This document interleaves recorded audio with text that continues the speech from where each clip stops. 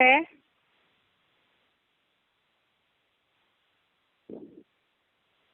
यद्यपेते न पश्यन्ति लोभोपहत चेतसः कुलक्षय कृतं दोषं मित्रद्रोहे च पातकम्। श्लोक दोबारा एक बार। यद्यपेते न पश्यन्ति लोभोपहत चेतसः कुलक्षय कृतं दोषं मित्रद्रोहे च पातकम्। इसका संधि विच्छेद है यद्यपि एते न पश्यन्ति लोभोपहत चेतसः कुलक्षय कृतं दोषं मित्रद्रोहे च पातकम्। एक बार दोबारा संधि विच्छेद। यद्यपि एते न पश्यन्ति लोभोपहत चेतसः कुलक्षय कृतं दोषं मित्रद्रोहे च पातकम्। अभी इसका अर्थ देखते हैं। यद्यपि अर्थात यद्यपि लोभोपहत चेतसः अर्थात लोभ से नष्ट हुए चित्त वाले। लोभोपहत चेतसः अर्थात लोभ से नष्ट हुए चित्त वाले। एते अर्थात एते अर्थात ये लोग कुलक्षय कृतम अर्थात कुल के नाश का। कुलक्षय कृतम अर्थात कुल के नाश का। दोषम अर्थात दोष। च अर्थात और। मित्र द्रोहे अर्थात मित्रों से द्रोह करने में। पातकम अर्थात पाप। न अर्थात नहीं। पश्यन्ति अर्थात देखते हैं। न पश्यन्ति अर्थात नहीं देखते हैं। एक बार दोबारा। यद्यपि अर्थात यद्यपि लोभोपहत चेतसः अर्थात लोभ से नष्ट हुए चित्त वाले। एते अर्थात ये लोग कुलक्षय कृतम अर्थात कुल के नाश का। दोषम अर्थात दोष। च अर्थात और। मित्रद्रोहे अर्थात मित्रों से द्रोह करने में। पातकम अर्थात पाप। न पश्यन्ति अर्थात नहीं देखते हैं। एक बार इसका अर्थ देखते हैं सिंपल। यद्यपि लोभ से नष्ट हुए चित्त वाले ये लोग कुल के नाश का दोष और मित्रों से द्रोह करने में पाप नहीं देखते हैं। यद्यपि लोभ से नष्ट हुए चित्त वाले ये लोग कुल के नाश का दोष और मित्रों से द्रोह करने में पाप नहीं देखते हैं। जो कौरव पांडवों के बीच में धर्म युद्ध की बात चल रही है, तो उसमें ये बात आई, जैसे महाभारत युद्ध में दिखाया है कि कौरव पांडवों को राज्य देना नहीं चाहते थे, इसीलिए ही उस राज्य के चलते जो उनको लोभ आ रहा था, उस लोभ में नष्ट हुआ जो उनका मन है, बुद्धि भी उसके कारण लोभ से भ्रष्ट हुई है। तो ऐसे जो कौरव संप्रदाय वाले लोग हैं, वो लोग कुल के नाश का दोष और अपने मित्रों से द्रोह करने में पाप नहीं देखते हैं। अर्थात इस युद्ध के कारण जो कुल का नाश होने वाला है, महाभारत युद्ध के लिए तो दुनिया में यही कहा जाता है कि वो स्थूल हिंसा वाला युद्ध हुआ। वास्तव में हम अभी ज्ञान के हिसाब से समझ रहे हैं कि ये ज्ञान अज्ञान का और सत्य असत्य का, धर्म और अधर्म के बीच का युद्ध है। तो इसमें कुल के नाश का जो विनाश होने वाला है, सब कुछ नष्ट होने वाला है, तो उसमें ये लोग दोष नहीं समझते हैं और अपने मित्रों से धोखाधड़ी करने में, द्रोह करने में भी पाप नहीं देखते हैं, क्योंकि उनकी जो बुद्धि है, चित्त है, वो नष्ट हो चुका है। अभी इसका एक बार क्लैरिफिकेशन सहित अर्थ देखते हैं कि किस कारण कौरव संप्रदाय वालों का लोभ से चित्त नष्ट हुआ है। यद्यपि विदेशी लोन से प्राप्त हुए राज्य धनादि के लोभ से नष्ट हुए भिखारी चित्त वाले ये विदेशियों की हिंसा व व्यभिचार से धर्म भ्रष्ट बने हुए लोग कुल के नाश का दोष और अपने मित्रों से भी द्रोह करने में पाप नहीं देखते हैं, क्योंकि आधे पूरे नास्तिक हैं।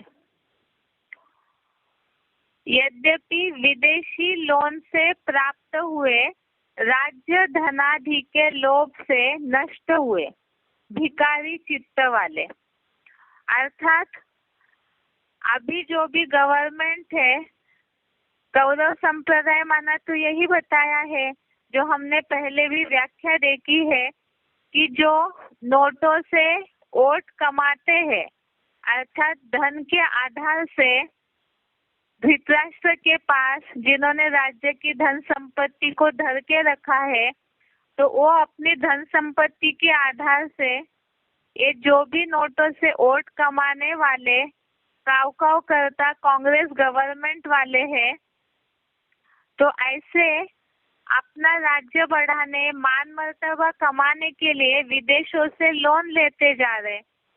ये तो बताए कि भारत जो है अभी तो जिस तरह से भारत की स्थिति है तो कंगाल की तरफ है, इसीलिए ही राज्य को बढ़ाने या तो भारत को विदेश जैसा बनाने के लिए विदेशों से लोन लेते जा रहे, और वो लोन लेकर जो भी सुविधाएं कर रहे हैं, तो उससे मान मर्तबा जो मिल रहा है और साथ ही साथ नोटों से वोट कमा कर भ्रष्टाचार करके राज्य और धन के प्रति जो लोभ आ रहा है उनके मन में, तो उसके कारण ही एक तो भिखारी चित्त वाले हुए, क्योंकि विदेशों से लोन ले रहे हैं, तो इनडायरेक्टली वो भीख मांगने जैसा ही हो गया।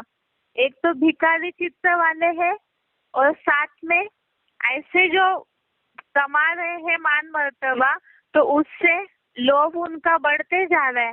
लेकिन ऐसे लोभ के कारण जो उनका चित्त नष्ट हुआ है, साथ में मांगने की भी आदत हो गई है, तो उनमें स्वाभिमान नहीं रहा है, क्योंकि अपनी मेहनत से वो कमा नहीं रहे हैं, तो उनके अंदर वो स्वाभिमान नहीं रहा है।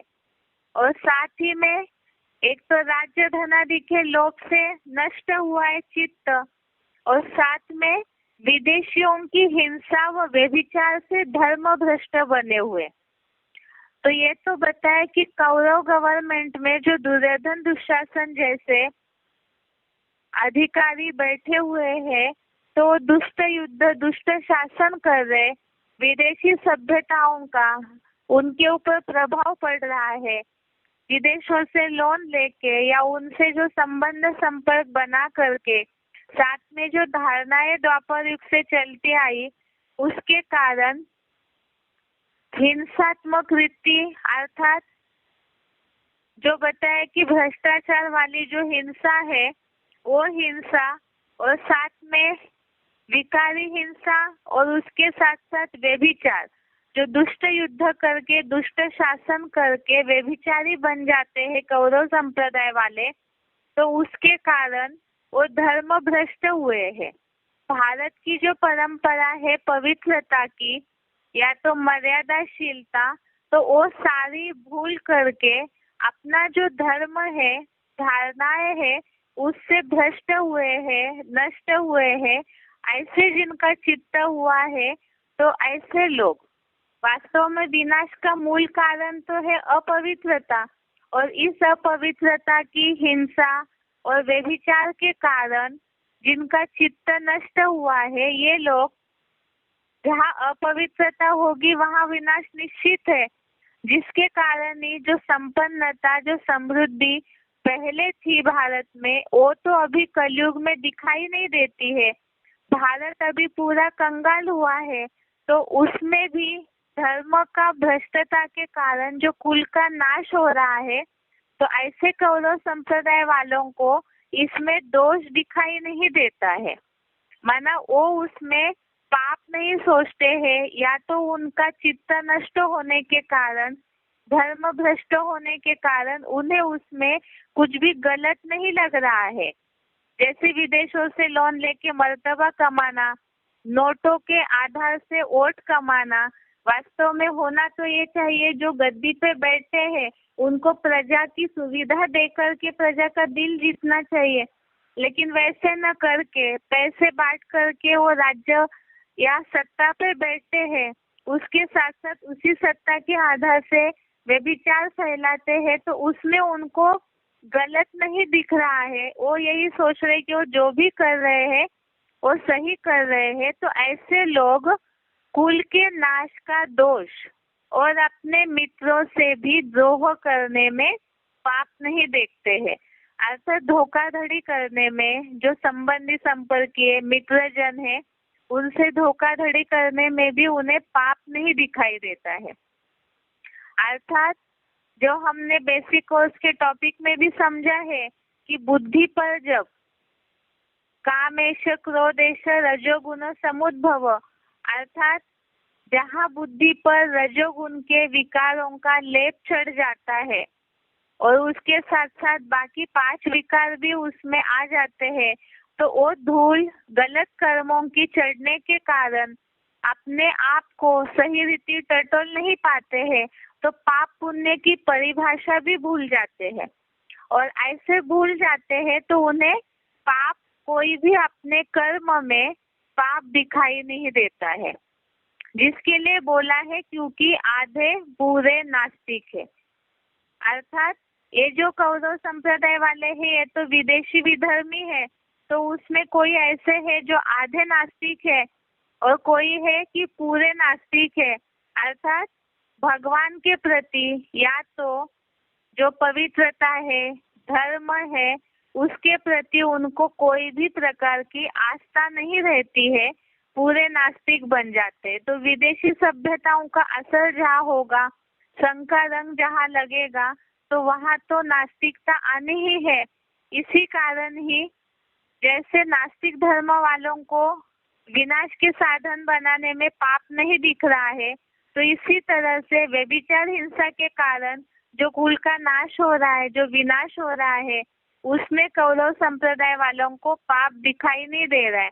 अर्थात अधर्म का रास्ता अपनाते अपनाते वो इतने उसमें फंस चुके हैं कि उन्हें पुण्य का रास्ता क्या है, पुण्य क्या है, यही पता नहीं चल रहा है। इसीलिए बोला है कि वो पाप नहीं देखते हैं। एक बार इसका अर्थ दोबारा समझते हैं, पढ़ लेते हैं। यद्यपि विदेशी लोन से प्राप्त हुए, राज्य धनाधि के लोभ से नष्ट हुए, भिखारी चित्त वाले ये विदेशियों की हिंसा व व्यभिचार से धर्म भ्रष्ट बने हुए लोग कुल के नाश का दोष और अपने मित्रों से भी द्रोह करने में पाप नहीं देखते हैं, क्योंकि आधे पूरे नास्तिक है। एक बार इसका उच्चारण सुनते हैं।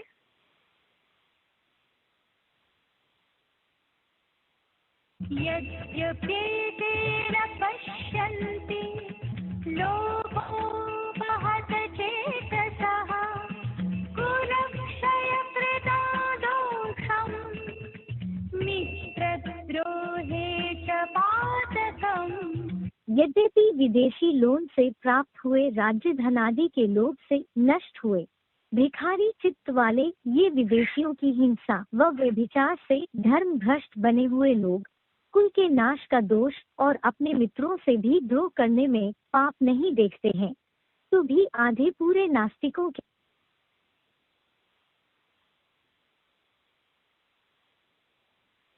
यद्यप्येते न पश्यन्ति लोको महत चेतसः कुलक्षयकृता दोषम् मित्रद्रोहे च पातकम्। यद्यपि विदेशी लोन से प्राप्त हुए राज्य धनादि के लोभ से नष्ट हुए, भिखारी चित्त वाले ये विदेशियों की हिंसा व व्यभिचार से धर्म भ्रष्ट बने हुए लोग कुल के नाश का दोष और अपने मित्रों से भी द्रोह करने में पाप नहीं देखते हैं, तो भी आधे पूरे नास्तिकों के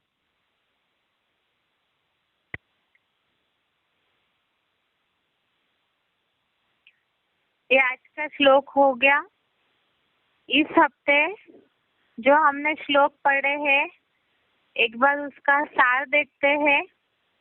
वही श्लोक कल जो संडे को टेस्ट होगा उसी पे प्रश्न पूछे जाएंगे। इसीलिए इस हफ्ते के जो टेस्ट के लिए श्लोक है उनका नंबर नोट करके रखिए। 32 से लेकर के श्लोक नंबर 32 से 38 तक। पहले अध्याय का श्लोक नंबर 32 से लेकर के श्लोक नंबर 38 तक। रविवार को जो परीक्षा होगी श्लोक की, उसके लिए ये सारे श्लोक को पढ़ना है। एक बार ये सारे श्लोक को सार रूप में देखते हैं, उसके बाद फिर बुद्धि का टॉपिक चालू करेंगे। 32 और 33वें श्लोक में हमने देखा है अर्जुन के मन में इसके पहले पिछले हफ्ते जो द्वंद्व चल रहा था, जब रथ को युद्ध भूमि में खड़ा किया, जब उन्होंने अपने सारे संबंधियों को, आचार्यों को देखा, भीष्म पितामह जैसे बाबाओं को देखा, तो और साथ में कौरव संप्रदाय के जो भी उनके भाई है, मामाएं हैं, सारे संबंधियों को देखने के बाद उनका मन हलचल में आया, उनको बीमारी जैसे महसूस होने लगी और साथ में जो मानसिक स्थिति खराब हुई, ढेर सारे उनके मन में बातें आने लगी।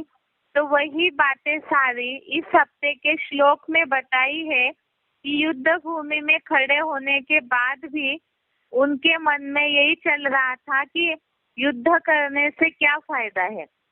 तो 32 और 33वें श्लोक में हमने देखा कि वो गोविंद से ये बोल रहे हैं अर्जुन कि हमें राज्य से क्या है, भोगो, स्वार्थी जीवन से क्या लाभ है, क्योंकि जिनके लिए हमने ये सब कुछ किया है या सोच रहे हैं, वही आज प्राणों के दुश्मन बन करके इस धर्म और अधर्म के विशाल युद्ध में जम करके खड़े हुए हैं।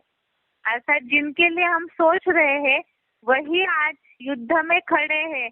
तो हम ऐसे जीवन से, ऐसे भोगों से, राज्य से हमें क्या मिलने वाला है।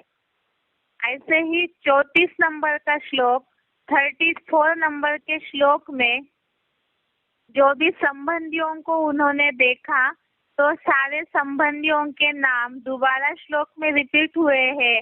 द्रोण आदि, कृपाचार्य, द्रोणाचार्य जैसे आचार्य, काका, भीष्म पितामह जैसे बाबाए, पुत्र, मामाए, श्वशुरगण, पौत्र, साले और ऐसे ढेर सारे संबंधियों को उन्होंने युद्ध भूमि में देखा। उसके बाद 35वें श्लोक में 35 नंबर श्लोक में ये देखा कि वो मधुसूदन को, अर्थात यह भगवान के ही अलग अलग नाम श्लोकों में आए हैं।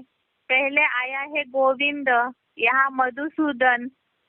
तो ये बोला है कि हे कामहंता शिव बाबा, जो भी कौरव संप्रदाय वाले हैं वो तो उन्हीं के संबंधी है।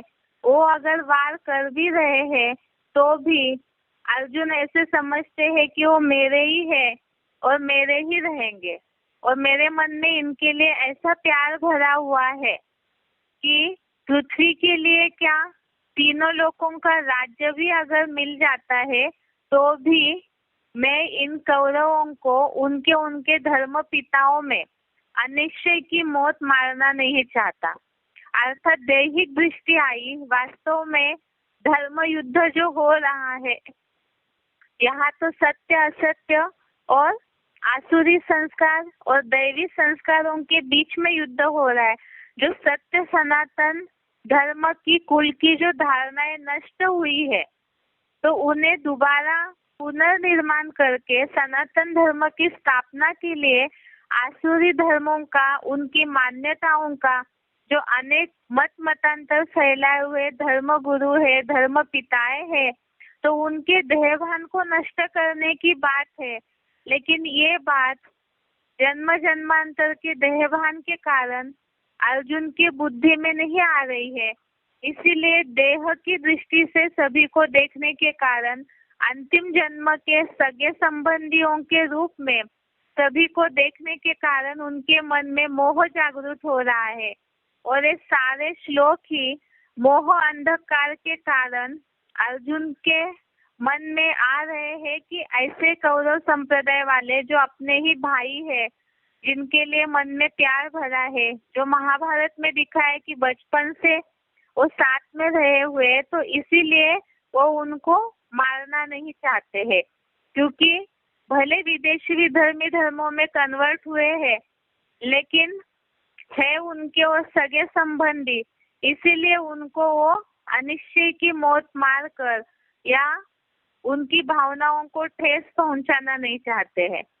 उसके बाद 36 नंबर श्लोक, 36 नंबर श्लोक, इसमें भगवान का और एक नाम आया है जनार्दन। इसमें बताया है कि ये जो धृतराष्ट्र के पुत्र है, काव काव करता कौरव, इन्हें मार करके हमें क्या सुख होगा, क्योंकि वो बेसमझ है, बच्चा बुद्धि है। ऐसों को मार करके तो हमें पाप ही लगेगा, क्योंकि क्षमा बड़ों को चाहिए, छोटन को अपराध। अर्थात जो छोटे अपराध करते हैं तो उसमें बड़े लोगों को क्षमा करनी चाहिए। लेकिन बताए यहाँ तो अर्जुन दैहिक दृष्टि से देख रहे हैं ऊपर के श्लोक में, बच्चा बुद्धि या बेसमझपना, ये तो कौरव अज्ञानता है उनकी, आसुरी संस्कार उनमें भरे हुए हैं और इसी कारण वो अधर्म फैला रहे हैं, सनातन धर्म की धारणाओं को नष्ट कर रहे हैं। तो वास्तव में जहाँ सारे विश्व का अकल्याण हो रहा है ऐसी धारणाओं से, तो यहाँ क्षमा करने की तो बात ही नहीं है। उनके आसुरी गुणों का विनाश करना जरूरी है, लेकिन अर्जुन के मन में देह दृष्टि के कारण ये बात आई है 36 नंबर के श्लोक में कि ऐसे कौरवों को मार करके हमें पाप ही लगेगा। फिर 37 नंबर का श्लोक, 35 नंबर का श्लोक, इसमें ये बात आई है कि ये जो विदेशी विधर्मियों में कन्वर्टेड अपने ही बीज और आधार मूर्त जो दैवी जन्मों के संबंधी है, जो राष्ट्र की सारी धन संपत्ति धरे बैठे पूंजीपति धृतराष्ट्र के जो पुत्र है उन्हें मारना योग्य नहीं है, क्योंकि भाई भाई बने स्वजनों को मारकर हम कैसे सुखी होंगे। अर्थात यही बात फिर से आई कि ऐसे जो कन्वर्टेड सगे संबंधी है, विदेशी विधर्मी, जो भी लेफ्टिस्ट राइटिस्ट सूर्यवंशी और चंद्रवंशी को छोड़कर जितने भी विदेशी और विधर्मी हैं, जो कल्प वृक्ष के चित्र में समझाया जाता है एडवांस कोर्स में, उस आधार से ये सारे ही दैवी जन्म के संबंधी है और इसीलिए ही इनको देहभान से मारकर या इनको ठेस पहुंचाकर, जो दुनिया में महाभारत तो यही समझते हैं कि स्थूल हिंसा हुई है, लेकिन यहाँ है कि उनको देहभान से मारना है, उनके आसुरी गुणों को तोड़ना है, उनके मन में जो गलत धारणाएं बैठी हुई है विधर्मी पने की, उससे उनको निकालना है। लेकिन उसमें अर्जुन को ये लग रहा है कि उसमें वो दुखी हो जाएंगे और ऐसे उनको दुख देकर के हम कैसे सुखी हो सकते हैं। वास्तव में यहाँ अल्पकाल का दुख भले मिले, लेकिन सदा काल के लिए वो आत्माएं उसमें सुखी हो जाएंगे। उसके बाद अगला श्लोक है 38 नंबर का, 38 नंबर का श्लोक। इसमें हमने आज देखा है कि जो विदेशी लोन से प्राप्त हुए राज्य धनादि के लोभ से जो नष्ट हुए हैं कौरव संप्रदाय वाले, जिनके हाथ में राज्य की सत्ता है, तो ऐसे धन के कारण लोभी हुए हैं और उस धन के कारण ही धन के बलबूते पर, राज्य के अधिकार के बलबूते पर हिंसा और व्यभिचार फैलाकर धर्म भ्रष्ट हुए हैं, विदेशियों की नीति को अपना रहे हैं। जो लोग ऐसे भ्रष्टाचार से कुल का नाश, कुल के विनाश का दोष मानते नहीं है, मित्रों से द्रोह करने में भी पाप नहीं देखते हैं, तो वास्तव में ऐसे जो भी लोग हैं कौरव संप्रदाय वाले, तो उनके लिए अर्जुन के मन में फिर से बार बार यही बात आ रही है कि हम उनका विनाश कैसे करें। लेकिन यहाँ बातें कौरव संप्रदाय की सारी निशानी बताई है कि कौरव संप्रदाय वाले न कुल के नाश में दोष देखते हैं, न मित्रों से द्रोह करने में पाप देखते हैं। तो इस तरह से ये सारे इस हफ्ते के श्लोक हो गए। 32 नंबर से 38 नंबर तक जो कल की टेस्ट में प्रश्न पूछे जाएंगे। अभी आगे देखते हैं बेसिक कोर्स का टॉपिक।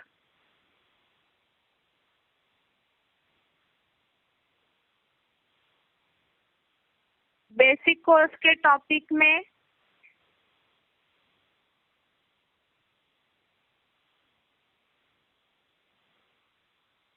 पहले तो श्लोक नंबर नोट करके रखिए, उसके बाद एक बार रिवीजन करेंगे। कल की टेस्ट के लिए जो श्लोक के प्रश्न है उसमें से 6वें अध्याय का 20वां श्लोक, अध्याय 6 श्लोक नंबर 20, अध्याय 6 श्लोक नंबर 20, उसके बाद तीसरे अध्याय का 17वां और 18वां श्लोक, अध्याय 3 श्लोक नंबर 17 और 18, अध्याय 3 श्लोक नंबर 17, 18, उसके बाद 5वां अध्याय का 24वां श्लोक, अध्याय 5 श्लोक नंबर 24, अध्याय 5 श्लोक नंबर 24, आगे दूसरे अध्याय का 45वां श्लोक, अध्याय 2 श्लोक नंबर 45, अध्याय 2 श्लोक नंबर 45, उसके बाद 9वें अध्याय का 22वां श्लोक, अध्याय 9 श्लोक नंबर 22, अध्याय 9 श्लोक नंबर 22,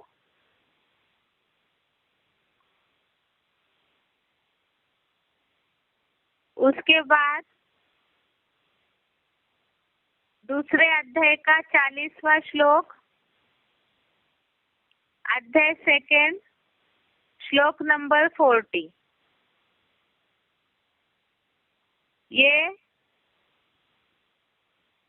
रविवार को जो श्लोक टेस्ट होगा उसके लिए जो श्लोक पढ़ने हैं उसके नंबर बताए हैं।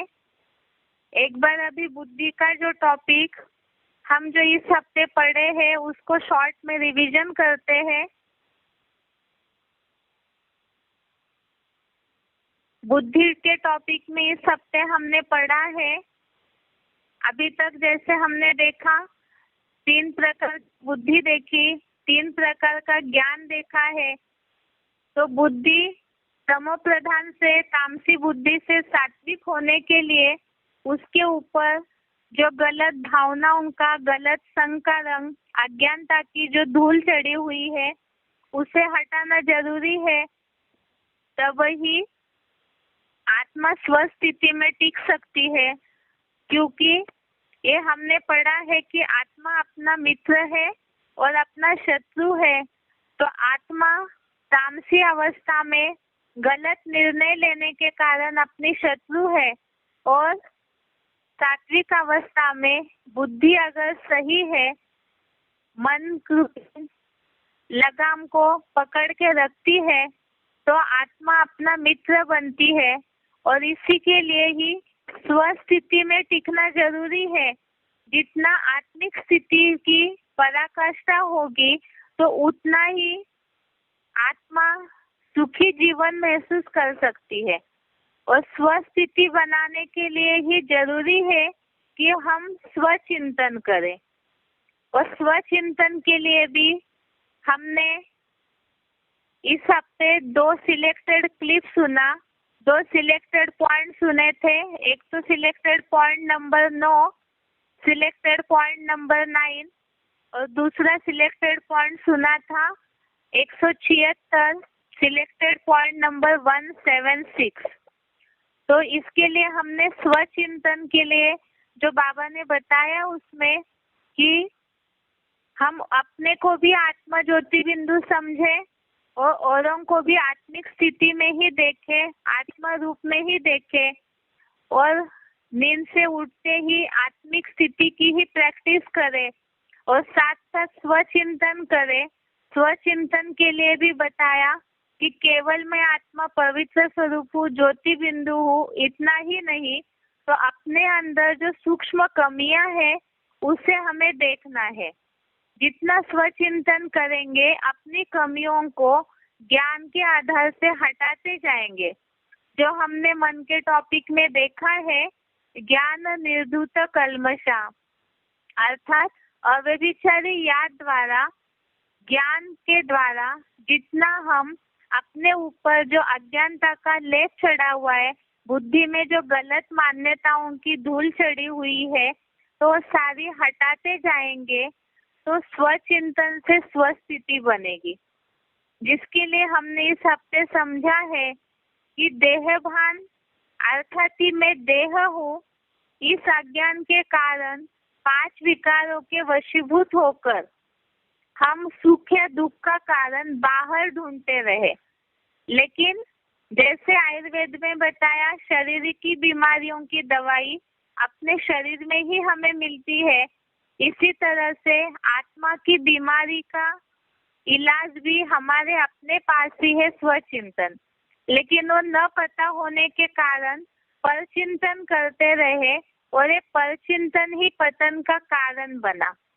जिसके लिए हमने कहावत देखी है, बुरा जो देखन मैं चला, बुरा न मिलिया कोई, जो दिल खोजा आपना, मुझसे बुरा न कोई। ये कबीरदास का दोहा हमने समझा था। और इसके कारण हम जब दूसरों को ही देखते रहे तो ये भूल गए कि आत्मा अपना मित्र और अपना शत्रु खुद ही है। स्वचिंतन नहीं कर पाए क्योंकि हमारे पास स्व का ज्ञान नहीं था। इसीलिए ही सबसे खास बात समझनी है, स्वचिंतन के लिए वास्तव में अंतर्मुखी सदा सुखी, अगर हम मन के संकल्पों को, व्यर्थ संकल्पों को रोक करके, अंतर्मुखी हो करके जितना स्वचिंतन करेंगे, अपनी कमियों को हटाते जाएंगे, तो उतना ही हम सुखी हो सकते हैं। जिसके लिए हमने इस हफ्ते श्लोक समझा कि वास्तव में आत्मिक स्थिति में ही, जहाँ आत्मा ज्योति बिंदु स्थिति में टिक जाती है, तो आत्मिक स्थिति में ही संतुष्ट होने वाला ही वास्तव में सुखी है।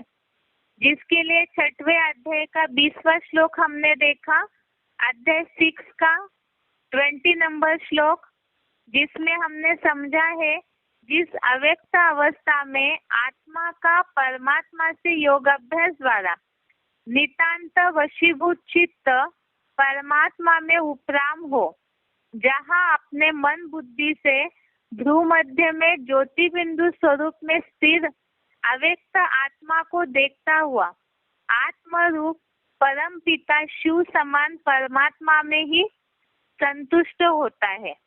अर्थात आत्मिक स्थिति और उसके साथ साथ परमात्मा से याद करके जब चित्त वशीभूत हो जाएगा, निरंतर हो जाएगा एकाग्र, तो ऐसे आत्मा परमात्मा की याद में जो संतुष्ट होता है वही वास्तव में सुखी है।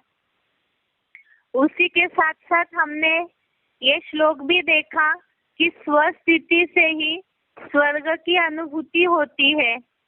आत्मिक स्थिति में सुख है, और जो स्वस्थिति में लगातार की प्रैक्टिस करेंगे तो वो स्वर्ग की अनुभूति करेंगे, क्योंकि स्व माना आत्मा और ग माना गया। जो स्वस्थिति में टिक गया वो स्वर्ग का अनुभव करेंगे। जिसके लिए हमने श्लोक नंबर 3 अध्याय का 17वां श्लोक देखा, अध्याय 3 श्लोक नंबर 17।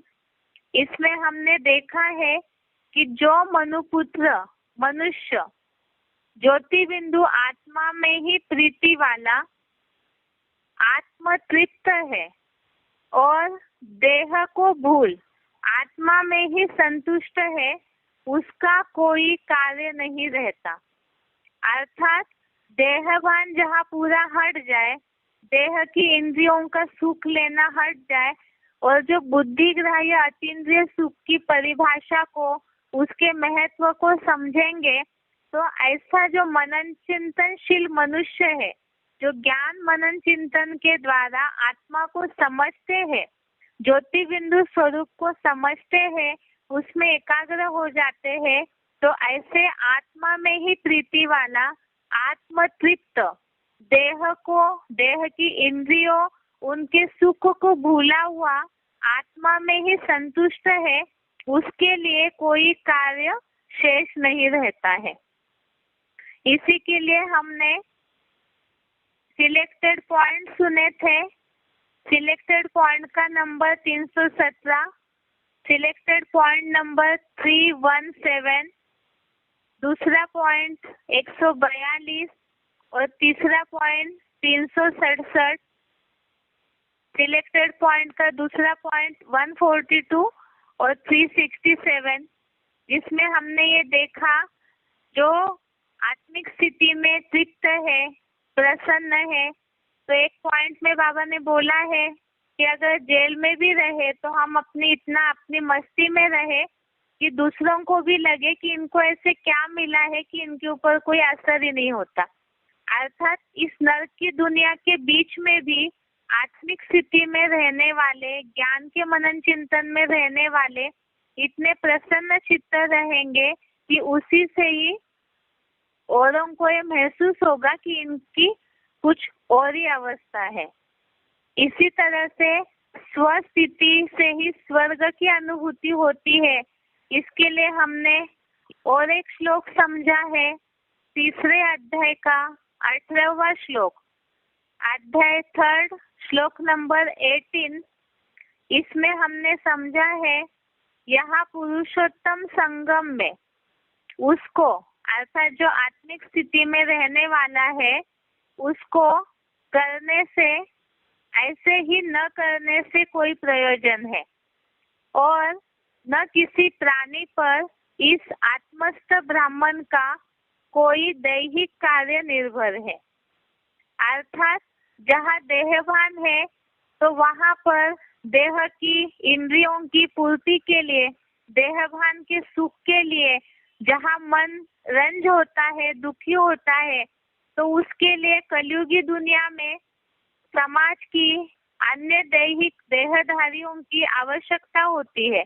लेकिन जो आत्मिक स्थिति में स्थित हो जाते हैं तो उनको कोई भी काम करने या न करने से कोई प्रयोजन नहीं होता है। इसी के लिए बताया कि जो आत्मिक स्थिति में स्थित हो जाते हैं ब्राह्मण, तो उनका कोई भी दैहिक कार्य किसी पे निर्भर नहीं होगा, वो किसी पे डिपेंड नहीं होंगे, क्योंकि देह के लिए ही ज्यादा आवश्यकता होती है। और जहाँ आत्मिक स्थिति में तृप्त है तो उन्हें श्रीमत अनुसार रोटी कपड़ा मकान के लिए ज्यादा चिंता नहीं होगी। और क्यों नहीं चिंता होगी, तो उसके लिए भी हमने समझा कि जो स्वस्थिति में टिक जाते हैं तो उनके लिए बताया है जैसे स्वर्ग में सारे कार्य प्रकृति करती है, वैसे ही सच्चे ब्राह्मण देवों की पालना भगवान बाप करते कराते हैं। अर्थात साक्षात ईश्वर के सेवाधारी ब्रह्मावत्स भूख नहीं मरेंगे। और इसी के लिए ही कुरान में भी, जो मुस्लिमों का ग्रंथ है कुरान, उसमें आया है कयामत में खुदा के बंदे बड़े मौज में रहेंगे। और मुरली में भी बाबा ने बोला है शिव बाबा का बन और भूख मरे यह कब हो नहीं सकता। अर्थात जिनको आत्मिक स्थिति की प्रैक्टिस है, जो स्थित हो गए ब्राह्मण, तो उनको कोई एक्स्ट्रा जीवन आवश्यक चीजों की एक्स्ट्रा आवश्यकता में वो जाएंगे नहीं। इसीलिए ही उनकी जो जीवन के लिए आवश्यक चीजों की पूर्ति है वो स्वयं शिव बाबा कर देते हैं। जिसके लिए ही आगे के श्लोक में हम देखेंगे योगक्षेमम वहाम में हम बोला है। अर्थात उनकी प्राप्ति और रक्षा का भार स्वयं परमात्मा उठाते हैं। और सतयुग में तो प्रकृति के द्वारा सारा कार्य होता है, तो वहां पर भी आत्मिक स्थिति के कारण कुछ भी देह की पूर्ति की आवश्यकता नहीं होती है। इसी के लिए ही हमने सिलेक्टेड पॉइंट सुने थे। सिलेक्टेड पॉइंट 221 नंबर का, 991 नंबर का और 986 नंबर का। सिलेक्टेड पॉइंट का नंबर 221, 991 और 986, ये सिलेक्टेड पॉइंट हमने सुने। उसके बाद आत्मिक स्थिति के द्वारा ही जैसे स्वर्ग की अनुभूति होती है, उसी तरह से आत्मिक स्थिति के द्वारा ही शांति की भी अनुभूति होती है। जो दुनिया में कहते हैं शांति गले का हार है, लेकिन इस बात को न समझने के कारण दुनिया वाले शांति यज्ञ करते हैं, विश्व शांति परिषद बुलवाते हैं। लेकिन वास्तव में आत्मिक स्थिति में ही देह से परे होकर जहाँ स्थित हो जाते हैं, एकाग्र हो जाते हैं आत्मिक स्थिति में, तो उसी से ही असली शांति धाम की अनुभूति होगी। जिसके लिए मुरली में बाबा ने बोला है तुम बच्चे परम धाम को भी सृष्टि पर उतार लेंगे। जिसके लिए हमने श्लोक समझा है 5वें अध्याय का 24वां श्लोक, अध्याय 5 श्लोक नंबर 24।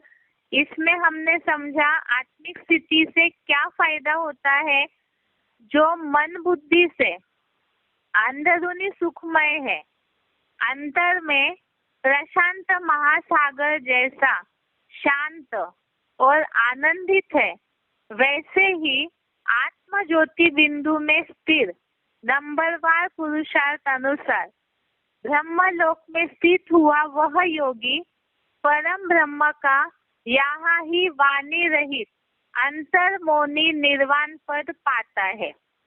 जो बताया है यहाँ ही परम धाम को उतार लेंगे, तो परम धाम में जैसे केवल आत्मा ज्योति बिंदु की स्टेज है और कोई संकल्प नहीं और कोई भान नहीं, क्योंकि वो आत्मलोक है। तो इसी तरह से जो आत्मिक स्थिति की लंबी प्रैक्टिस करेंगे, मुरली में जिसके लिए बाबा ने बोला है 8 घंटे की निरंतर प्रैक्टिस होनी चाहिए, तो ऐसे जिनकी प्रैक्टिस बढ़ती जाएगी, देहभान से जो न्यारे होते जाएंगे, तो ब्रह्म लोक में स्थित हुआ वह योगी परम ब्रह्म का निर्वाण पद पाता है। अर्थात ही यहाँ ही वाणी रहित अंतर्मौनी, अर्थात अंदर का जो मौन है वाणी रहित होकर वो निर्वाण पद पाता है, अर्थात परम धामी स्थिति की, शांति धाम की यहाँ ही अनुभूति करने लग जाते हैं। क्योंकि जब तक यहाँ देहभान से न्यारे होकर परम धाम की अनुभूति न करे, तब तक उस परम धाम में जाने का भी नंबर कैसे लगेगा। वास्तव में यहाँ ही इस सृष्टि पर ही परम धाम की पूरी निसंकल्पी स्टेज का अनुभव करने के लिए आत्मिक स्थिति अर्थात स्व स्थिति की लंबे समय की प्रैक्टिस चाहिए। और ये सारा तब होगा जब हमारी बुद्धि से अज्ञानता की धूल हटेगी, मन बुद्धि एकाग्र होकर आत्म ज्योति बिंदु में टिक जाएगी। इसके लिए भी हमने सिलेक्टेड पॉइंट सुने थे। आत्मिक स्थिति के आधार से जो बाबा ने बताया है पॉइंट में कि यहाँ पर ही हम अपना वायुमंडल ऐसा बना ले, सत्संकल्पों वाला स्वर्गीय वायुमंडल बना ले कि यहाँ पर ही हमें उस स्वर्गीय स्थिति की परम धाम की अनुभूति हो जाए, जिसके लिए हमने सिलेक्टेड पॉइंट सुना था 769 नंबर का, 769 नंबर का। उसके बाद है जिसके लिए बताया कि ऐसे जो आत्मिक स्थिति में स्थिर होते जाएंगे तो उनका अपने आप ही जो बताया कि सत रज और तम, ये तीनों गुणों से प्रकृति के अधीन होकर के प्रसारित होते होते आत्मा पर लेपछेप चढ़ने लगता है। और इन तीनों गुणों से जो परे हो जाएंगे, आत्मिक स्थिति की निरंतर प्रैक्टिस के आधार से जो सत्व गुण में स्थिर हो जाएंगे या तो उससे भी परे हो जाते हैं आत्मिक ज्योति बिंदु की प्रैक्टिस से, तो सुख और दुख इन द्वंद्व से मुक्त हो जाएंगे। अर्थात सुख दुख के बीच में जो संघर्ष चलता है देहभान के कारण, तो उससे भी वो परे हो जाएंगे, प्राप्ति और सुरक्षा रहित बन जाएंगे। जिसके लिए हमने दूसरे अध्याय का 45वां श्लोक देखा, अध्याय 2 श्लोक नंबर 45, जिसमें हमने समझा कि हे अर्जुन, वे 3 गुणों के विषय वाले हैं, यानी रजो और तमोगुणी भी है। तू यहाँ विष्णु लोकीय 3 गुणों से परे, सदा 16 कलाओं से भी अतीत मेरे समान सत्व गुण में स्थिर हुआ, सुख दुखादि से द्वंद्व मुक्त, प्राप्ति और सुरक्षा रहित बन। लेकिन ये कैसे बनेंगे? तो इसी के लिए ही 9वें अध्याय का 22वां श्लोक, अध्याय 9 श्लोक नंबर 22, इसमें बताया है जब देहभान छोड़कर हम आत्म बिंदु स्थिति वाले बन जाएंगे, तो 9वें अध्याय के 22वें श्लोक में बताया है योगक्षेम वहाम्यहम्। अध्याय 9 श्लोक नंबर 22, इसमें बताया है कि जो अव्यभिचारी लोग मेरी ध्यान मग्न हुए, ज्योतिर् स्वरूप लिंग रूप की प्रवृत्ति में ध्यान मग्न हुए सर्व समर्पित उपासक है, बेहद ड्रामा के नियम प्रमाण उन निरंतर संपूर्ण योगियों के अप्राप्त दुर्लभ वस्तुओं की प्राप्ति और उनकी रक्षा का भार मैं कल्पांत के महाविनाश में वहन करता हूँ। जिसके लिए मुरली का पॉइंट बताया, बाबा की सर्विस में लग जाने से तुम कब अकाल दुकाल आदि में भी भूख नहीं मरेंगे। जिसके लिए हमने अध्याय 2 का श्लोक नंबर 45 का सिलेक्टेड पॉइंट भी समझा था। उसके साथ साथ 496 नंबर का 496 नंबर का सिलेक्टेड पॉइंट भी समझा था, जिसके लिए बताया कि आत्मिक स्थिति के जो फायदे हैं वो हमने अभी तक समझे। उसके साथ साथ ही आत्मिक स्थिति का सबसे खास फायदा है जो बताया है कि आत्मिक स्थिति का थोड़ा सा भी अभ्यास महान से महान भय से रक्षा करता है। दूसरे अध्याय का 40वां श्लोक, अध्याय सेकंड, श्लोक नंबर 40, इसमें हमने देखा है इस योग में पूर्व जन्म के पुरुषार्थ का नाश नहीं होता, उल्टा फल भी नहीं होता। इस कर्म योग की धारणा का अल्पांश भी पुरुषोत्तम संगमी शूटिंग अनुसार अनेक जन्मों में महान भय से रक्षण करता है।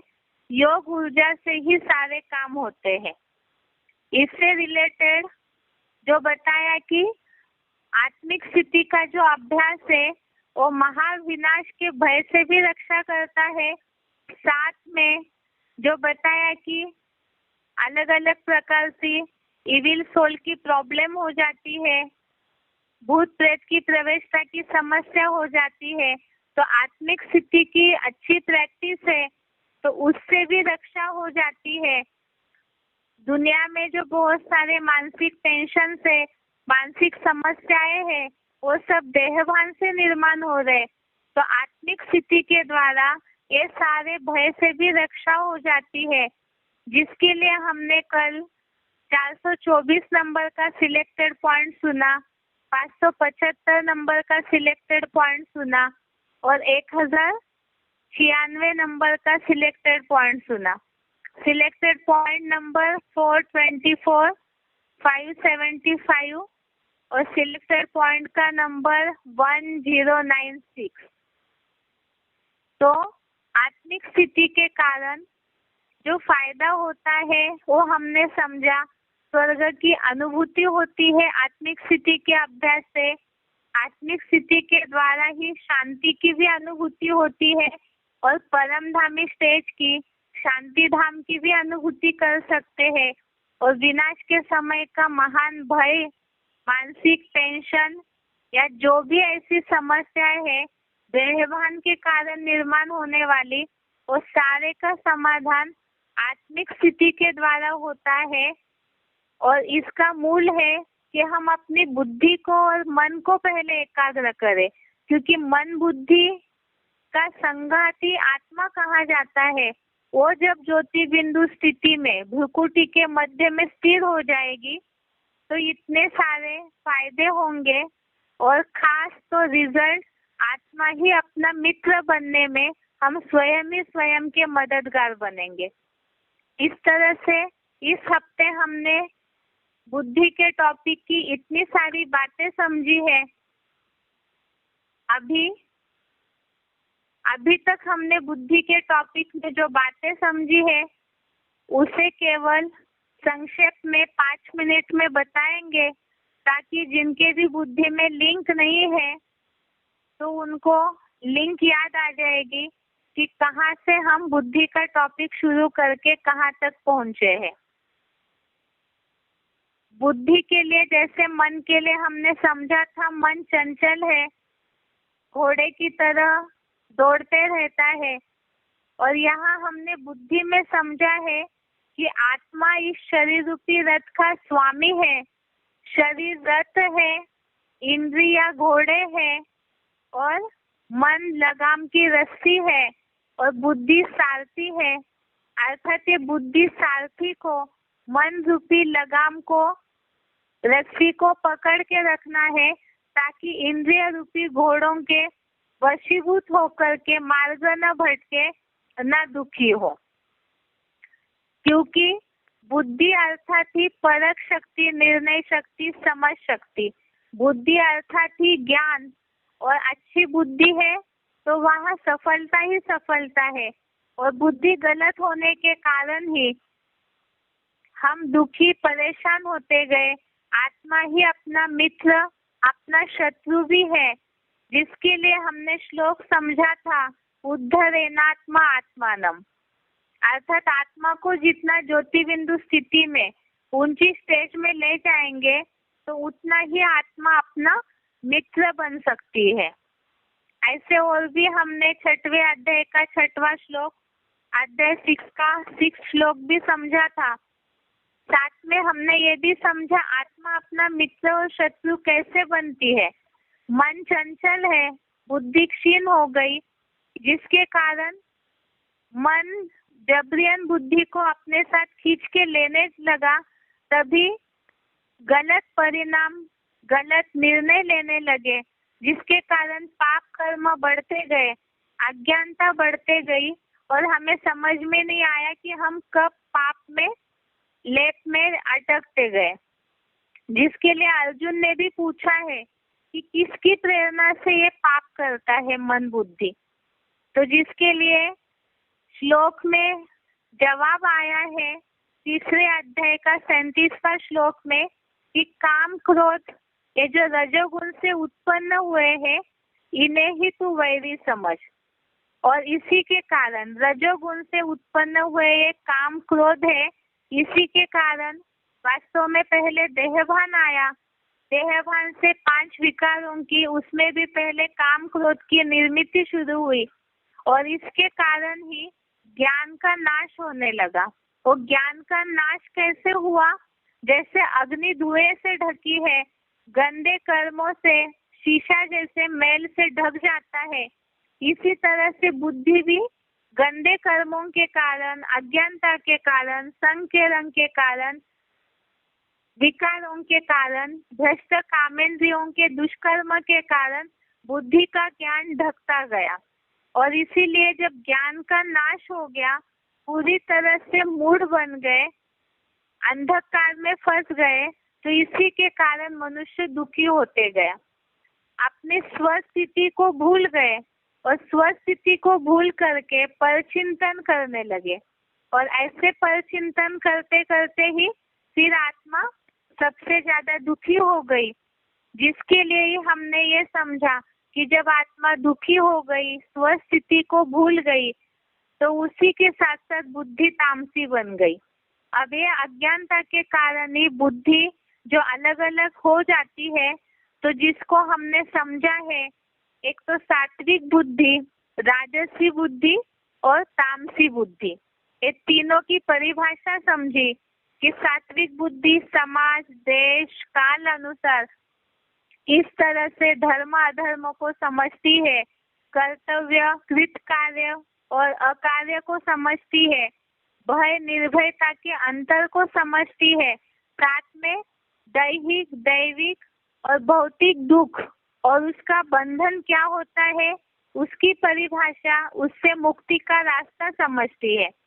सात्विक बुद्धि जितनी होगी उतना सात्विक ज्ञान होगा और सात्विक ज्ञान की परिभाषा हमने समझी, आत्मिक दृष्टि, वो देह आकृति को देखेंगे नहीं, परमात्मा से जो योग ऊर्जा द्वारा सब आत्माएं भिन्नता में बटी हुई है, तो सबको आत्मिक भाव से ही देखेंगे। तो यही सात्विक बुद्धि और सात्विक ज्ञान वालों की निशानी है। इसी तरह से राजसी बुद्धि जो द्वापर युग में आती है, तो देह या देह के पदार्थों में आसक्त होकर के वो गलत निर्णय लेंगे, गलत ढंग से निर्णय लेंगे, जिस कारण धर्म अधर्म, कर्तव्य अकर्तव्य को सही रीति से नहीं समझ पाते हैं। और ऐसे जो राजसी बुद्धि वाले होंगे उनका ज्ञान भी राजसी होगा, जो नर निर्मित जो जाति, भाषा, भेद है, इसमें ही अटके हुए रहेंगे, जिसके कारण द्वापर युगी द्वैतवादी हिंसात्मक राज्य शुरू हो जाता है। तो उनका वो राजसी ज्ञान है जो बंटवारा करना शुरू करता है। ऐसे ही उससे नीचे उतरी तामसी बुद्धि, और तामसी बुद्धि में जो ज्ञान है वो बताया कि तमोप्रधान, हिंसात्मक, विदेशी विधर्मियों का व्यभिचारी, भ्रष्टाचारी ज्ञान भर जाता है। और ऐसी तामसी बुद्धि वालों का जो ज्ञान है वो तामसी ज्ञान होगा, जो विश्व कल्याण की, वसुधैव कुटुंबकम की जो भावना है उसे बिल्कुल ही विपरीत या उल्टे अर्थ में लेंगे और अपना ही संप्रदाय ही सब कुछ है, अपने ही जो छोटा सा समाज छोटे संप्रदाय में बंद करके, संकुचित भावना में बंद करके उनका जो तमोप्रधान ज्ञान है वो विनाश के निमित्त बना देता है। इस तरह से बुद्धि के टॉपिक में हमने तामसी बुद्धि, 3 प्रकार की बुद्धि समझी, 3 प्रकार का ज्ञान समझा और इसी से ही जो तमोप्रधान बुद्धियां सारी दुनिया की हुई है, जो विनाश कर रही है, सब जगह विकारों की आग में दुनिया जल रही है, तो ये सबका मूल कारण है बुद्धि का नाश होना। आज जो वैज्ञानिक समझ रहे बुद्धि हमारी सही है, वास्तव में वो बुद्धि सही नहीं है, वो विनाश के साधन बना करके दुनिया का वास्तव में एक प्रकार से नुकसान कर रहे हैं। तो इसीलिए ही हमें पहले ज्ञान के आधार से समझना जरूरी है कि बुद्धि अच्छी कौन सी है। सात्विक बुद्धि जो आत्मभाव वाली है, तो उसे गहराई से समझ करके तभी हम औरों को सही बुद्धि को समझा पाएंगे।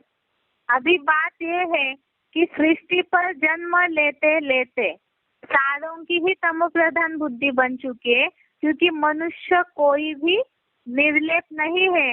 ये हमने पहले भी समझा है। निर्लेप न होने के कारण ही आत्मा जन्म मरण के चक्र में आने के लिए, दूसरा शरीर लेने के लिए बंधी हुई है। अब बुद्धि के टॉपिक में हमने यहाँ तक समझा और आज का टॉपिक तो हमने अभी रिपीट किया ही है कि जहाँ सात्विक बुद्धि बनाने के लिए क्या करना जरूरी है।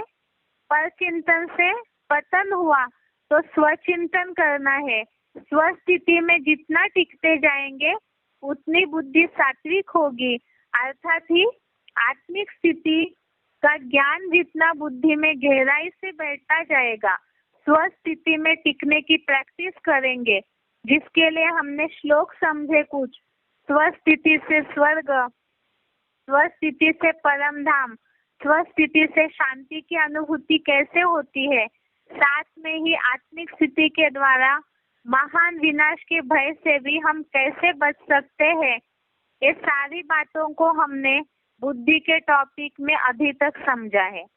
अब हमने बुद्धि के भेद को समझा, बुद्धि की अज्ञानता के कारण क्या नुकसान होता है वो भी हमने समझा, 3 प्रकार की बुद्धि को समझा। अब ये जो सात्विक बुद्धि है जिससे स्वर्ग स्थापन होता है, सुख मिलता है, आत्मा अपना मित्र बनती है, तो ये सात्विक बुद्धि, सात्विक ज्ञान देने वाला कौन है? क्योंकि मनुष्य तो सब जन्म मरण के चक्र में आते हुए अटके हुए हैं। वो सात्विक बुद्धि का दाता कौन है, इसे हम अगले हफ्ते समझेंगे कि वो सात्विक बुद्धि देने वाला कौन है और वो किस प्रकार से सात्विक बुद्धि देते हैं। क्योंकि बुद्धि दी जाती है, बुद्धि माना ज्ञान, ज्ञान दिया जाता है अलग अलग प्रकार से, राय देकर, मत देकर के, अलग अलग प्रकार की अपनी भाषणबाजी या भावनाओं के द्वारा। लेकिन यह बात है कि अनेक मत मतांतरों में, अनेक बुद्धि में फंस करके ही तो बुद्धि जाम हो चुकी है। इसीलिए एक बताया सत्यम शिवम सुंदरम, गॉड इज ट्रूथ, एक ही होता है, और जो सत्य एक कहा जाता है उनकी एक बुद्धि के द्वारा, जो जन्म मरण के चक्र में नहीं आते हैं, उस एक परमात्मा की बुद्धि के द्वारा ही जो ज्ञान मिलता है, उस ज्ञान की महिमा को समझना है, उस ज्ञान को समझना है। वो कैसे देते हैं, क्या ज्ञान देते हैं जिससे बुद्धि सात्विक होती है, उसे हम अगले हफ्ते समझेंगे। उसके बाद फिर संस्कार के टॉपिक को हमें समझना है, ताकि आत्मा का ये जो पार्ट चल रहा है, आत्मा का फर्स्ट लेसन, ये हमारा पूरा हो जाए। आज के लिए यहाँ तक ही। श्लोक नंबर सभी ने नोट किए होंगे। ओम शांति।